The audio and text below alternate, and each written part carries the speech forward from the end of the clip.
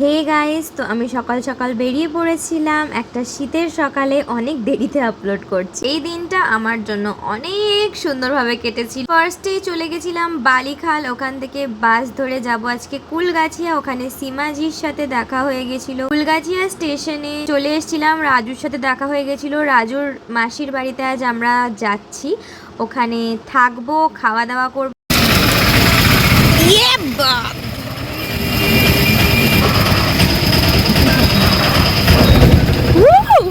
Auto চালানোর স্টাইলটা আমার বেশ ইন্টারেস্টিং লেগেছিলো, তাই আমি এত এক্সাইটেড হয়ে গেছিলাম। এখানে একটা ব্রিজ তৈরি হচ্ছে, এখানে কাঠের ব্রিজটা বেশ স্ট্রং ছিল, অনেক বড় বড় গাড়ি যাচ্ছিল এর ওপর দিয়ে। এই জায়গাটা এত গ্রিনারি ছিল, মারাত্মক বাইরে যাচ্ছিলো। এখানে আমরা ভাড়া নিয়ে ঝামেলা করছিলাম, বাট কাকু কমাচ্ছিল না ভাড়া। তারপরে আমরা এত সুন্দর দৃশ্য দেখতে দেখতে চলে গেলাম। এই যে পুরো সাইডটা দিয়ে গেছে দামোদর নদী।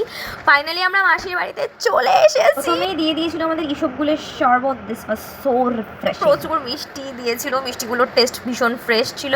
এই বাচ্চাটাকে আমি অনেক কনভিন্স করছিলাম, তাও এই বাচ্চাটা আমার সাথে এরকম হাতের মুভমেন্টস করছিল না। আমি আবদার করেছিলাম কলা পাতায় খাবো, তো কলা পাতা তুলতে গিয়েছিল আমাদের সুইটেস্ট জিজাজি।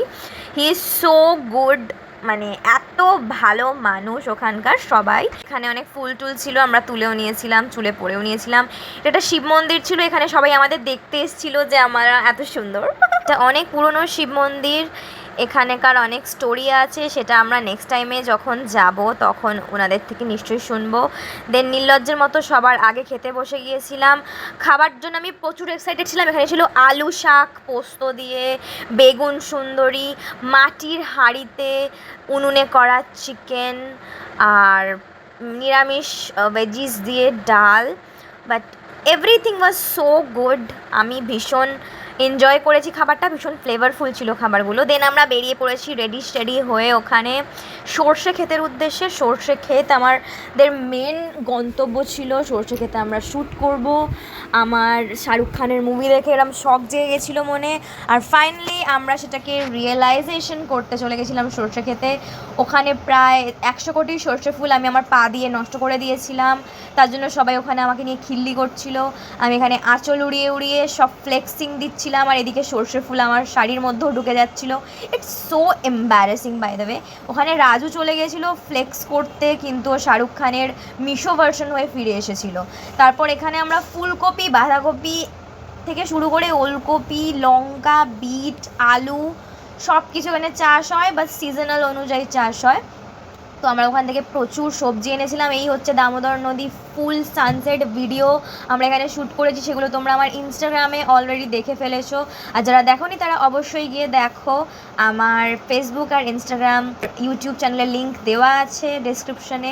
এখানে বাচ্চাগুলো খুব সুইট ছিল। এটা হচ্ছে সেই জামাইবাবুর ওয়াইফ, আমাদের মিষ্টি দিদি, মানে রাজুর দিদি। দেন আমরা এখানে প্রচুর ফান করেছি সেদিনকে, প্রচুর গ্রিন অক্সিজেন পেয়েছি, ভীষণ ফ্রেশ ওখানকার ওয়েদার, ভীষণ ভালো লাগছিল আমাদের। আমার আসতে ইচ্ছা করছিল না, বাট কালকে অফিস থাকার কারণে আমাকে আসতে হয়েছিল। আমরা এখান থেকে প্রচুর সবজি তুলেছিলাম, আমি আগেও বলেছি।